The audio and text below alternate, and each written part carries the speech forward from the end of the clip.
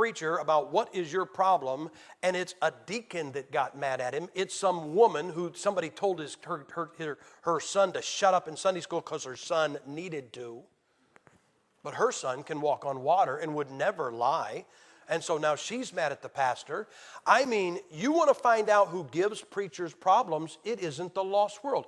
It is very seldom, it was a drunk in town that hates God, came down through a brick through the window of our church. That might happen. It's almost refreshing when it does. It's almost nice to have the problems come from outside the church. But it is so rare. And what do they get mad at? I knew of a missionary. He went to a very tough mission field. Started a church, had it going, and then one day a man left. You know why the man left? You ready for this? You sitting down? Because after church one Sunday, he didn't shake his hand. Oh, I'd never leave church over something so small. You leave something over church over something just as small and just as stupid if it makes you mad. But I love my pastor till you're mad at him. And once you get mad at him, you'll kill him. And you know what this guy did? He didn't get his hand shaken properly by the pastor. He felt slighted. So he left church, but he was a Christian about it. Took 4 families with him. You say, I'd never do that. You'd do it in a heartbeat.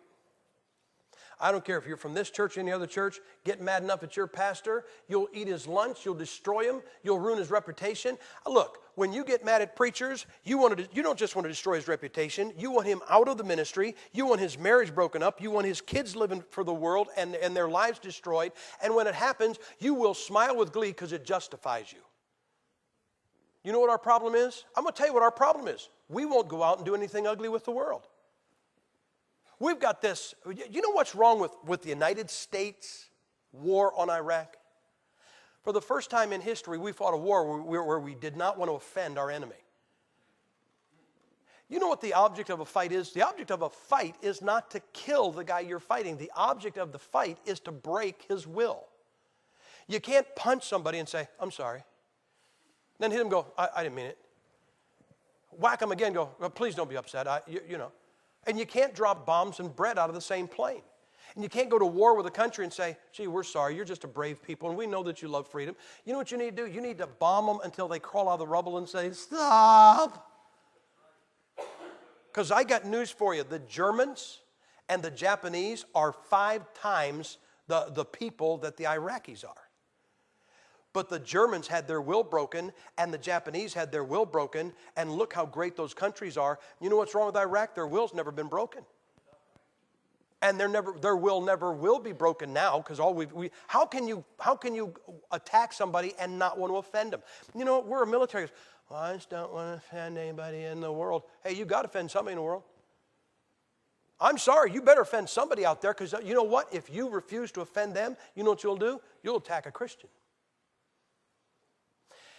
You won't offend them. You won't hurt them. You won't do anything to cause them any grief. You know what you'll do? Then you'll turn your guns on a Christian. No, I'm sorry. You don't use a gun. You use a cell phone. You don't gossip. You spread prayer requests. And Christians, listen, Baptists with prayer requests, we can spread some killer prayer requests. I pray for our pastor, you know. Well, no, there's just some problems, but I always thought he was a biblical man, but I've just seen some things. They've just been such a grief to my heart. But I don't want to say, but I'm just asking you to pray for him, and that person inside of half an hour spread that prayer request to 3 other people. And as every church member leaves, you sit back and go, see how God is judging that place? God ain't judging the place. Alexander Graham Bell is. Because he displeased you. Guys, look, you better be able to work with somebody that makes you mad. You better be able to work with somebody that doesn't like you. And you know what your problem is? Your problem is that you want to be a soldier for God. You want to be brave. You want to be courageous. You want to go to war. But you don't believe in upsetting anybody outside the church. There's some people outside that church that need to be upset. But when you hear somebody taking God's name in vain, you ought to get in their face. This happened, I don't know if I told you this, this happened many years ago. I was in a barber shop. That was many years ago. Now I just go in for the talk, just nostalgia. I carry a comb. I really do. It's nostalgia. Every now and then I just take it out and I go, oh, yeah.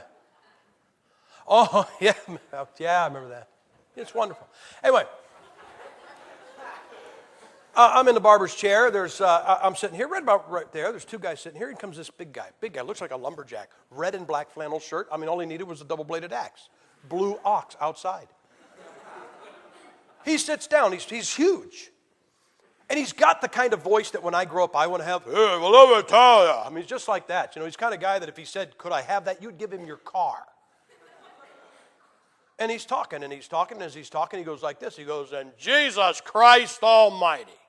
Let me explain something. I agree 100% with that statement, don't you? But he wasn't making a doctrinal dissertation. He was taking the Savior that died for you and the Savior that died for me, his name in vain. And you know what I did? Because I am just like you, because I am a coward, because I really didn't want to have to hit him in the fist with my face.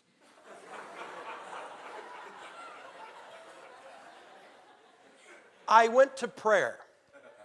And my prayer was the typical cowardly Christian prayer. Here's what I said. I said, Lord. This guy's cutting my hair.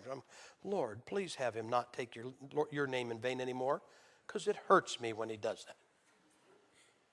Boy, you know, sometimes you just ought not to pray, because praying is like calling heaven and you don't get voicemail. Instead, he picks up and God said, hey, stupid.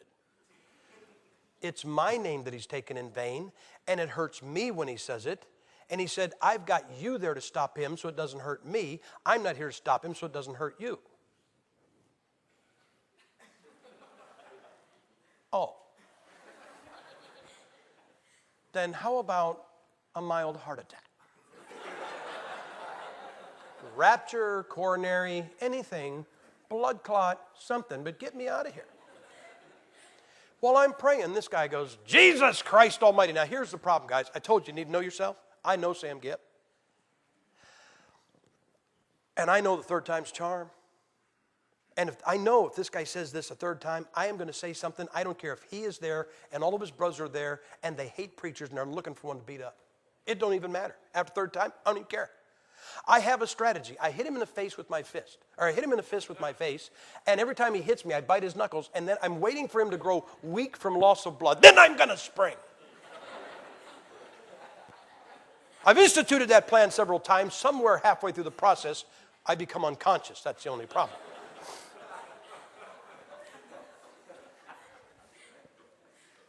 And you know what? I'm not sure. I'm really not sure. But I got a feeling when I get into heaven, I'm going to find out that the third time, I think God prodded him. He goes, Jesus Christ Almighty. I didn't even think about it. I said, Bud? I said, do you know Jesus Christ? Oh, man. I mean, he stopped. He looked up, and his face turned as beet red as his shirt. These two guys stopped. They looked over and thought, we're going to see you kill. And the barber stopped. All he could think about was tomorrow's headlines and the damage that he's about to see, and somebody's going to get killed at my barbershop.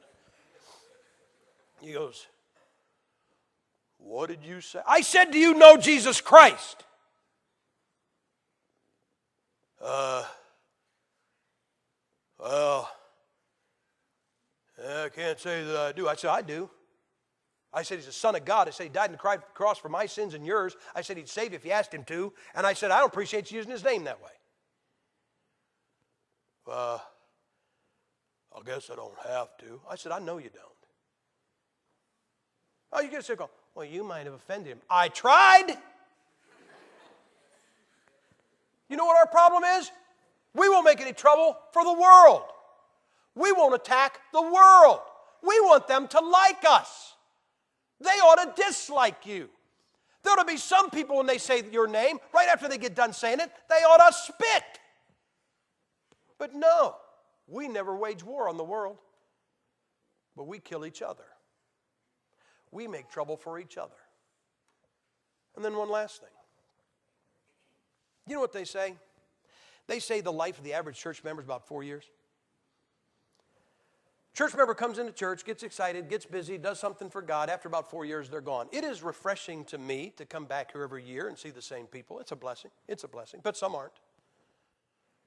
And you know, I'll be in a church and I'll go, hey, where's so-and-so? Oh, he got upset and left.